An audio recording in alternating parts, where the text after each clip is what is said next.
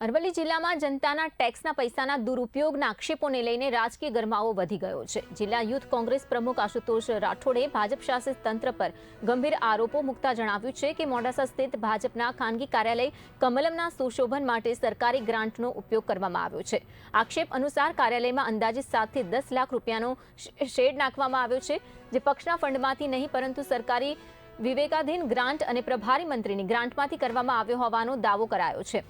આ ગ્રાન્ટનો ઉપયોગ ગ્રામ્ય વિસ્તારોમાં પીવાનું પાણી, શાળાઓ અને રસ્તાઓ જેવી મૂળભૂત સુવિધાઓ માટે થવો જોઈએ, ત્યારે તેનો ઉપયોગ રાજકીય પક્ષના ખાનગી બિલ્ડિંગ માટે થવો ગંભીર મુદ્દો ગણાવવામાં આવ્યો છે।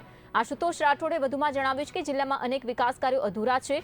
રાજેન્દ્રનગર મોડાસા રોડ વર્ષોથી અધૂરો છે, તો આ સાથે સાથે સિવિલ હોસ્પિટલનું કામ અટવાયેલું છે અને યુનિવર્સિટી જેવી સુવિધાઓનો પણ અભાવ છે। આવી સ્થિતિમાં શાસકો દ્વારા પ્રાથમિક જરૂરિયાતો કરતાં પક્ષી સુવિધાઓને પ્રાથમિકતા અપાતી હોવાનું કહેવામાં આવ્યું છે અને પ્રજાના પૈસાની ઉઘાડી લૂંટ સમાન હોવાની વાત જણાવાઈ છે।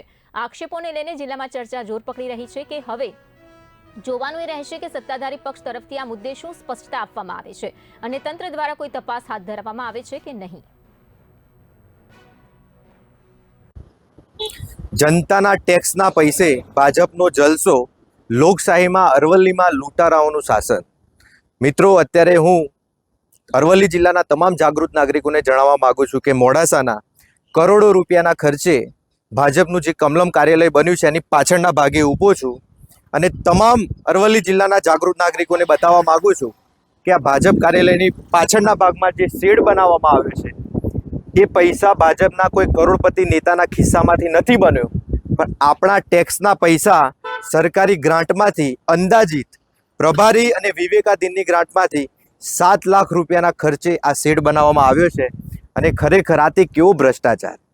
ખરેખર અરવલ્લી જિલ્લામાં આ રીતે અનેક ગેરરીતિઓ થઈ રહી છે।